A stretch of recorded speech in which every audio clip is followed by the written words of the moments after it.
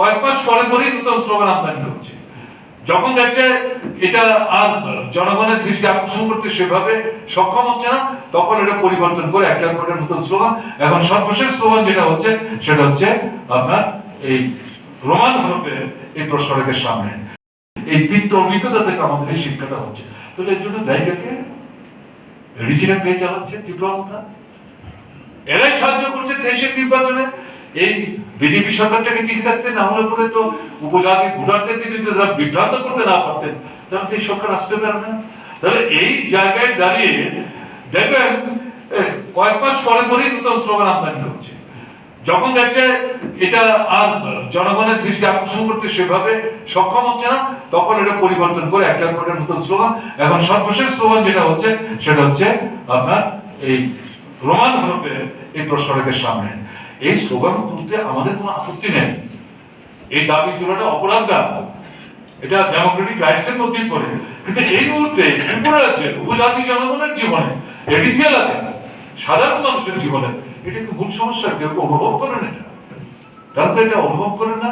আমি যে বিষয়গুলি সংক্ষেপে উল্লেখ করার চেষ্টা করলাম, এগুলোই তো মানুষ প্রতিদিন রেশনের দোকানে ঠিক মতো জিনিস পাওয়া যায় না। চাকরি কোথায়? নিয়মিত চাকরি নেই। এক বছর কিন্তু একজনকে চাকরিতে রাখছে, 8 মাস 9 মাস পর ছাঁটাই করছে, তারপরে এখান থেকে কিছু বাদ দিচ্ছে, দিয়ে ছেড়ে করে একটা ছোট্ট অংশ নেওয়ার চেষ্টা করছে। তাহলে এই যে পরিস্থিতিটা চলছে, এই পরিস্থিতিতে দাঁড়িয়ে এডিসি যারা পরিচালক তাদের দায়িত্ব কি? তাদের দায়িত্ব হচ্ছে এই মূল সমস্যাগুলি নিয়ে কথা বলা।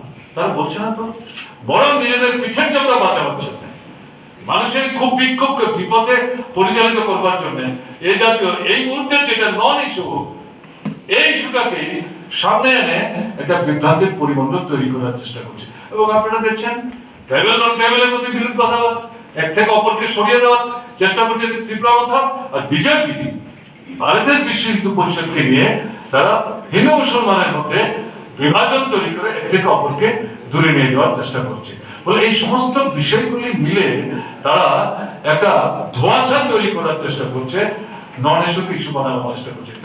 এই কারণে বলছি যে আমাদের এদের এই যে প্রচেষ্টা, এই প্রচেষ্টার পেছনে যে তাদের যে কৌশল, এটাকে জনগণের সামনে কিন্তু উপস্থিত করতে হবে। হ্যাঁ ঠিক আছে, রোমানকে যদি গ্রহণ করে উপস্থিত মানুষ আপত্তি কি? আপত্তি নাই তো কিছু। কিন্তু এটাই তো এই মুহূর্তের বড় সমস্যা না। কাজে এই যে মূল বিষয়গুলো, এই বিষয়গুলো নিয়ে কিন্তু সামনের দিনে বৃহত্তর আন্দোলন আমাদের গড়ে তুলতে হবে।